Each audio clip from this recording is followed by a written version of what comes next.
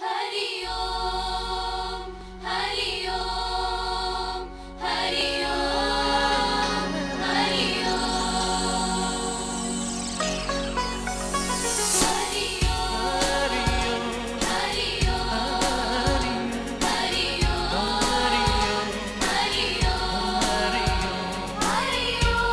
Om, Hari Om, Hari Om, Hari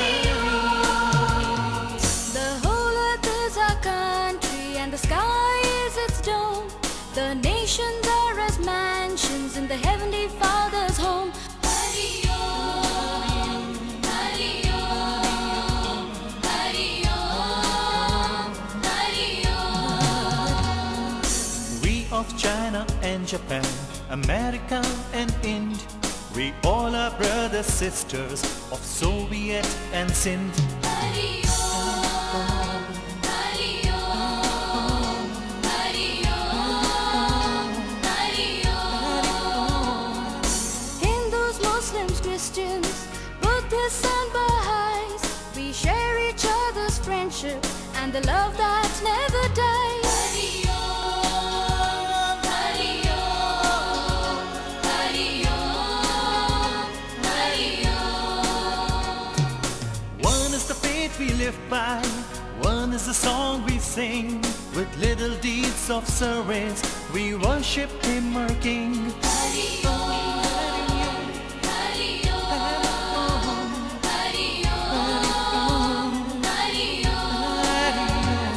We feed those that are hungry, we work for no reward.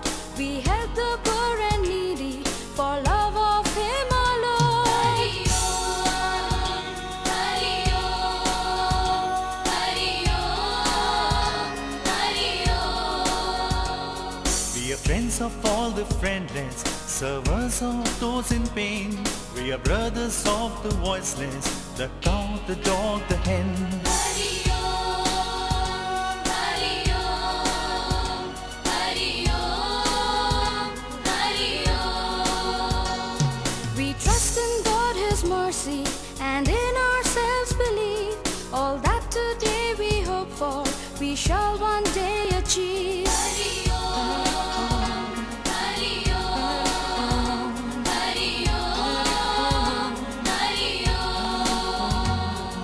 Hand in hand we march on still, a better world to build, a world of love and laughter, with peace and plenty filled. Hari Om, Hari Om, Hari Om, Hari Om, Hari Om, Hari Om, Hari Om, Hari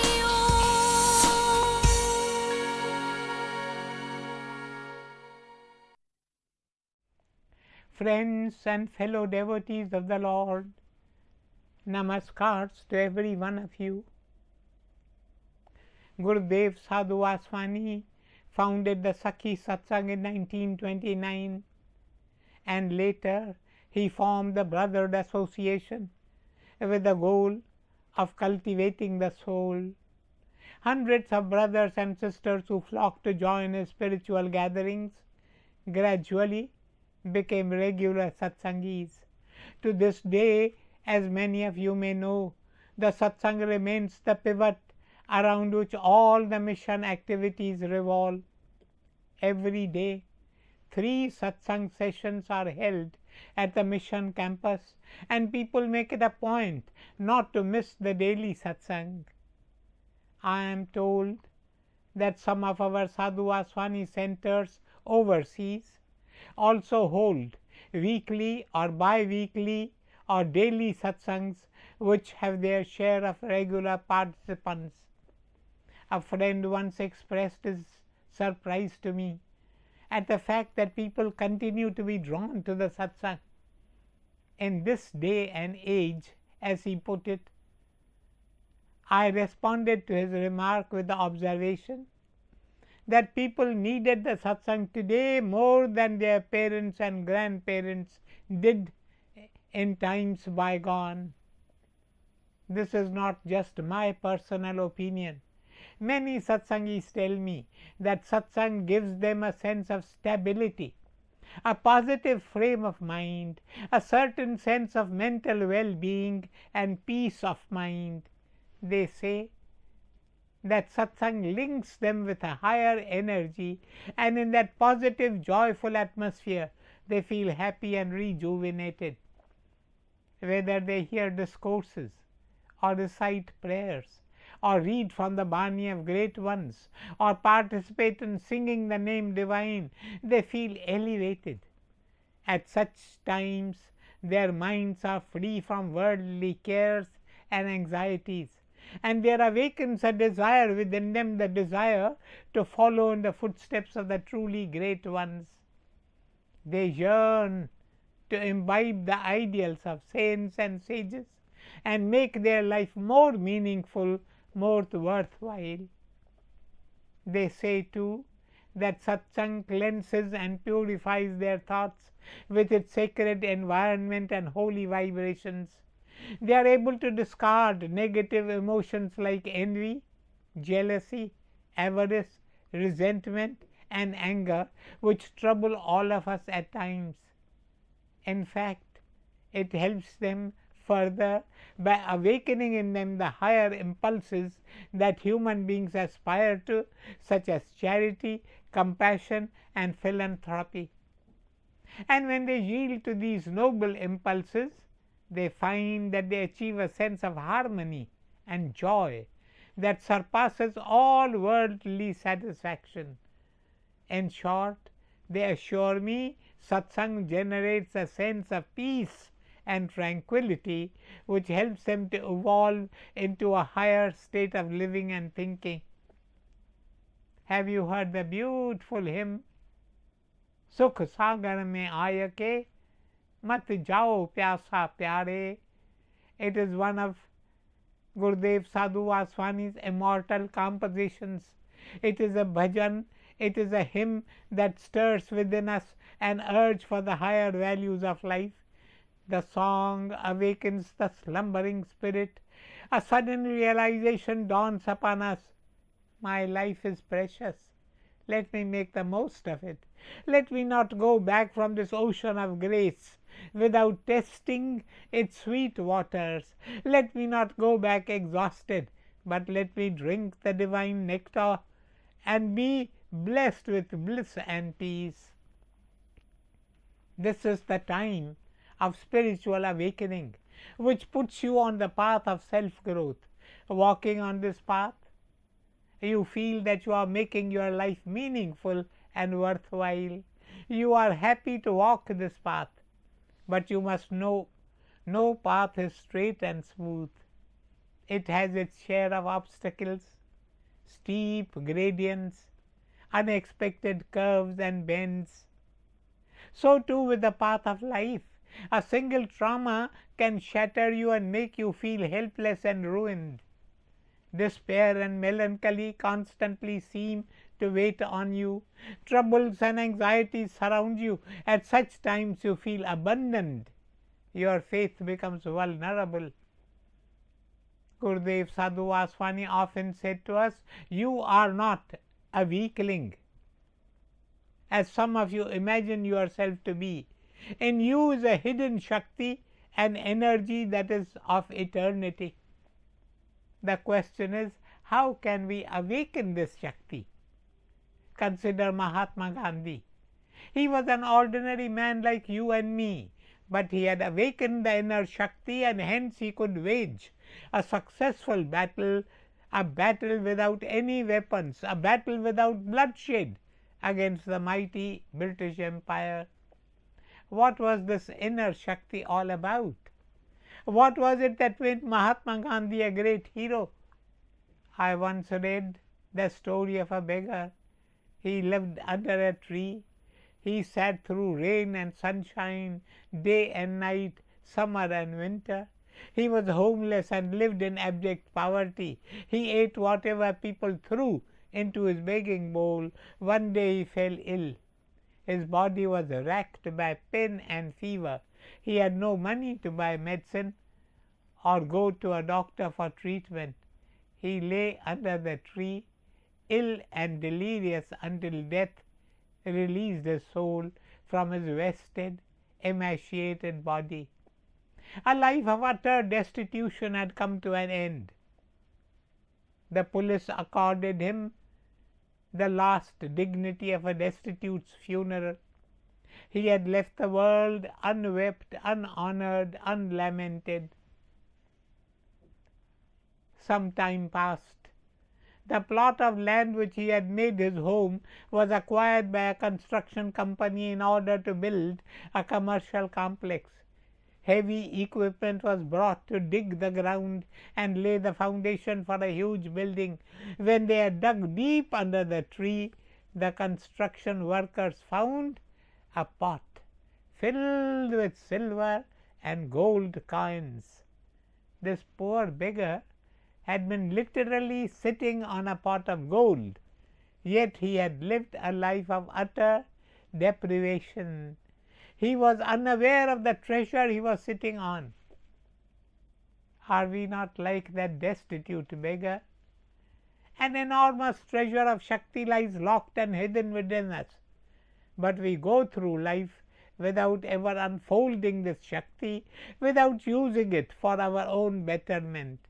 Little do we realize that we have the hidden potential that can transform our lives. There is a powerhouse within us, and yet we live in a state of permanent power failure. Shariram Brahma Mandiram. Our ancient scriptures tell us the human body is a temple of the Lord. I dwell within every human heart. Sri Krishna assures us in the Bhagavad Gita. Just imagine the Almighty, the power supreme, dwells within us. Each one of us is a potent Krishna, yet we live like weaklings. At the slightest difficulty, in front of the smallest obstacle, we retreat. We give way and break down. We succumb to pressures and problems. We get caught in a vicious circle of desires. It is said that despite the great Shakti of Krishna within us, we despair and fall into melancholy. Sadhu Vaswani repeatedly urged us, awaken the Shakti within you. He opened an ashram in Rajpur and named it the Shakti Ashram. He opened another ashram in South India and called it Parashakti Ashram. He urged the youth to be strong, to awaken the Shakti within, to be brave and accept the challenges of life, to tap the powerhouse of infinite energy within us. The first thing we must do in order to awaken this Shakti is to turn the mind inward towards this powerhouse within us. Turning inward is not easy, for our senses are constantly engaged in drawing the mind outward. Lured by the five senses, the mind roams far and wide and begins to wander aimlessly, for these senses ignite desires, wants, and needs. There is but one way to focus the mind inwards, and this is the way of abhyasa, of meditation. During meditation, our thoughts are withdrawn from external happenings and are focused inward. Meditation stills the mind and creates space for serenity within us. The experience of meditation is so beautiful that beginners are often reluctant to bring it to an end. We may begin the practice of meditation with 1 hour, then extend it to 2 hours, and finally bring it to 3 hours. If we manage to sit in meditation for 3 hours continuously, we experience a mystical panorama. Meditation brings awareness. I am not this physical body that I wear. I am the eternal Atman. My soul is not bound by this body or the senses. My life is precious. It is a gift from God, given to me for a specific purpose, a higher purpose.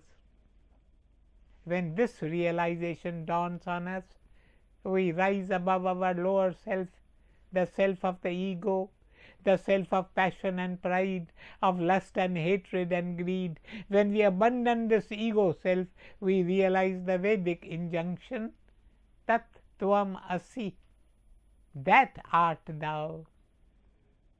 It is our great mistake to identify ourselves with the physical body. Besides this ego self, we are blessed with a higher potent energy called the higher self, the larger self, the true self, which the Gita describes as the self supreme. Within each one of us is the universal self, the self that makes us one with all that is, with the life force of this universe. Meditation helps us to understand and experience this higher self. The higher self is Shakti, power unlimited and infinite. This higher self is indestructible. No weapon can kill it, no fire can burn it, no ocean can drown it, and no wind can wipe it dry. It is eternal. When I was young, my mind was always in a world of doubts and questions. I often went to Gurudev Sadhu Vaswani to find answers to the questions that troubled me. He would suggest that I enter into silence, into meditation, to clear my own doubts. He taught me that meditation clarifies the mind and enables us to find answers from within. As he said to us again and again, within each one of us is an enormous Shakti, an eternal powerhouse of energy. We only have to sit in meditation, enter into silence, go deep within to set that powerhouse in operation. Once you begin to practice silence, you will realize the transitory nature of human life. You will begin to ask yourself, who am I? What is the purpose of my life? This is why the sadhana, the discipline of going within through silence, is termed as the best method of self-enquiry. This is why our saints and sages and holy men urge us to meditate, for it is the way of self-realization, the way of tapping the power within. Some of us may find it difficult to practice meditation. The practice of silence is an easier option. Close your eyes and listen with your inner consciousness to the voice of the great ones. Utter the name divine and your favorite words from the scriptures in the silent center of your soul. I firmly believe that a silent prayer is far more powerful than the spoken prayer. One verse from Guru Bani, which I love to hear again and again within my heart, is, O Lord, the Redeemer of pain and suffering, the Father of the fatherless, Nanak seeks refuge under your protection. Reciting such verses from the holy scriptures will bond you with your higher self. You will keep on sinking deeper and deeper within until you perceive the beautiful interior space of your immortal soul. You will now experience the kind of peace and joy that surpasses all worldly pleasures you have ever felt. You will by now have found the power of the Spirit within you. You have passed through many lives. We have accumulated the vasanas of evil thoughts, words and deeds. We are imprisoned by the karmic bonds of our previous births, so much so that they have become the shackles of our present existence. We carry the yoke of negative karmas and we long to break free, like the pathetic fish caught in the nets of the trawler. Don't let anyone tell you that escape from the snare is impossible. Liberation is yours for the asking. You can make your life anew, for man is not a creature of his destiny, he is the creator of his destiny. If you wish to create your own destiny, you must be free of the burden of your past. You must erase the past through sadhana, through the realization of your true self. You must create a new space within, sow new thoughts of true liberation and freedom thereon. You must learn to meditate. You must go into silence. You must chant the name of God within your heart. This will help you tap the latent power within you. It will open the reservoir of Shakti that is deep inside your spirit. Once you experience this power, a new serenity, a vital energy will flow into your life. You will find this experience so uplifting that you will overcome all the limitations of your physical existence and rise above the restrictions of your external environment. Let me repeat. You are not the pathetic weakling you take yourself to be. You are a spark of the Supreme Self. You are a child of God. His power and energy are yours. Only three things are essential to unleash the hidden power within you. Firstly, silence and meditation. Secondly, self-control and self-discipline. Thirdly, selfless service or giving away of oneself. I am afraid my time is over, so let me bring this talk to a close. Om Shanti Shanti Shanti. Ishwar Waheguru Yeshu Masih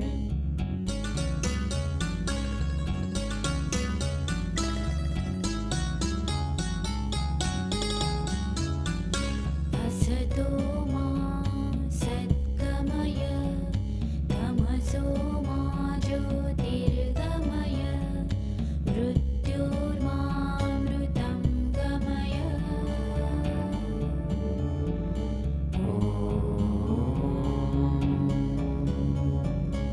To awaken the divine in ourselves, make use of the books written by revered Dada J.P. Vaswani. We also have monthly magazines, CDs and cassettes available at Geeta Publishing House, 10 Sadhu Vaswani Path, Pune 411001. The telephone number is 020-400-64450. Fax 020-2612-7474. Our email is g_ph@readifmail.com. Our website www.sadhuvaswani.org.